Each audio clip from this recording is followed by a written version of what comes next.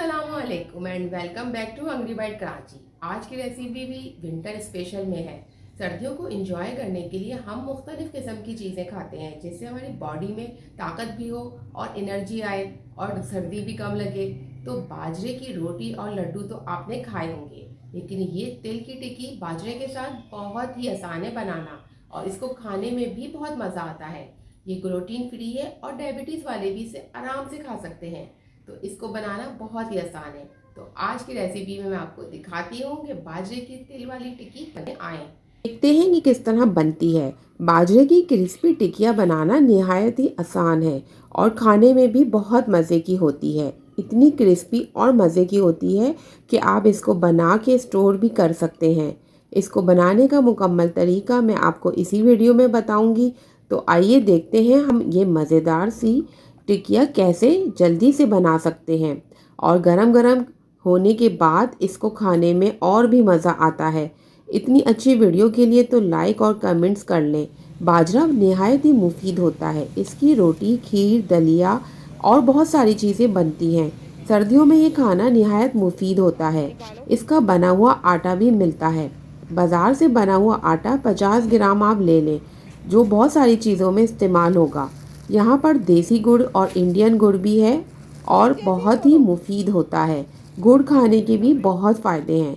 बाजरा मैंने आधा किलो लिया, अगर असली घी मिल जाए तो बहुत अच्छा है, और तिल और गुड़, ये इन चार चीज़ों से ही हम बनाएंगे मज़ेदार सी मीठी टिकिया। यहाँ पर 1 कप मैंने बाजरे का आटा लिया है और 50 ही ग्राम मेरे पास गुड़, यानी कि आधा किलो गुड़ और आधा किलो बाजरे का आटा है। लेकिन इसमें हमने ये पूरा नहीं डालना, हल्का सा इसको कूट लेंगे ताकि इसका शीरा बन सके। यहाँ पर मैंने ये 25 ग्राम गुड़ लिया है और इसमें 1 कप पानी डाल के इसको मीडियम आंच पर हमने पका लेना है। पकते हुए जब ये शीरे की शक्ल में आ जाएगा तो इसको हमने थोड़ा सा ठंडा करना है, ज़्यादा ठंडा भी नहीं करना। और फिर इसके बाद क्या करना है, देखते रहिए पूरी वीडियो को और लाइक भी करते रहिए। अगर सब्सक्राइब नहीं किया चैनल तो कर लीजिए। यहाँ पर मैंने गुड़ के शीरे को छान लिया ताकि इसकी किरकिराहट जो भी हो वो निकल जाए। अब नीम गर्म गुड़ के शीरे में हमने इसको गूंद लेना है। हल्का सा गूंदने के बाद इसके अंदर हमने तिल भी ऐड कर दिए। थोड़े से आटे को हल्के हल्के हाथ से गूंदना है, ज़्यादा पानी इसमें एकदम नहीं ऐड करना। और इसको बनाने की जो टिप्स और ट्रिक्स होती हैं वो भी मैं आपको वीडियो के आखिर में बता दूंगी। इसको इस तरीके से जोड़ जोड़ के हमने बेलन से बेल लेना है और इतनी मोटाई में टिकिया को काट लेना है।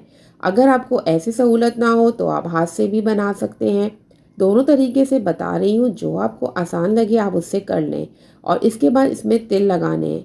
थोड़ा सा पानी अपने साथ रख लें क्योंकि ये पानी से बहुत अच्छी फिनिशिंग में बन जाएगी, वरना क्रैक्स तो इसमें आते ही हैं और वो इसकी खूबसूरती को और बढ़ा देते हैं, जिससे लगता है ये बाजरे की टिकिया है। तो यहाँ पर मैं तिल ऊपर से भी ऐड कर रही हूँ क्योंकि तिल के बेइंतहा फ़ायदे हैं।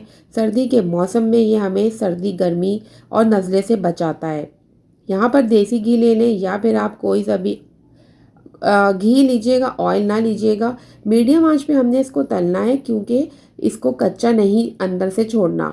हल्की सी आपने आंच पे इसको रखकर बनाना है। ज़्यादा मोटाई वाली टिकिया भी सही नहीं रहेगी, तो इसकी मोटाई 1.5 ही रखनी है।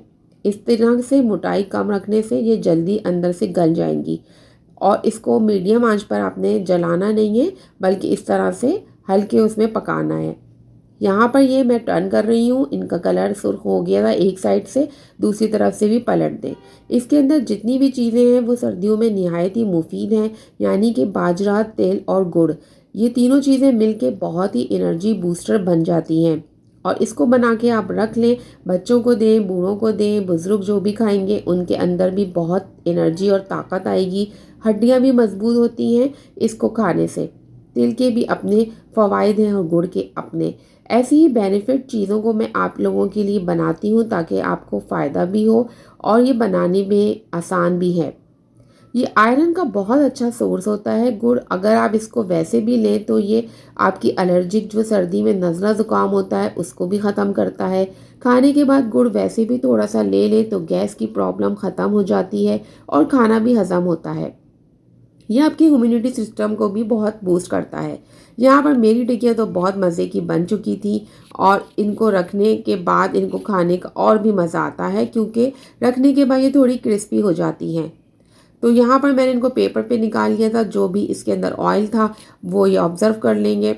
अब यहाँ ठंडे होने के बाद आप किसी भी डब्बे में इनको स्टोर कर सकते हैं, एयर टाइट जार ले लें। ये बिल्कुल आपको चाय के साथ, स्नैक्स के साथ आप यूज़ कर सकते हैं, खाने में बहुत मज़े की लगती हैं और एक तरह से एक बिस्किट भी आप इसे कह सकते हैं। ये एक सर्दी का बिस्किट है और टॉनिक भी है, आप बच्चों को भी दे सकते हैं। इसके अंदर सारे ही अच्छे से इंग्रेडिएंट्स हैं जो कि सर्दियों में बहुत फ़ायदा देते हैं। अपना ख्याल रखिए और ये टिक्कियाँ खाइए। अल्लाह हाफिज़, टेक केयर, बाय बाय।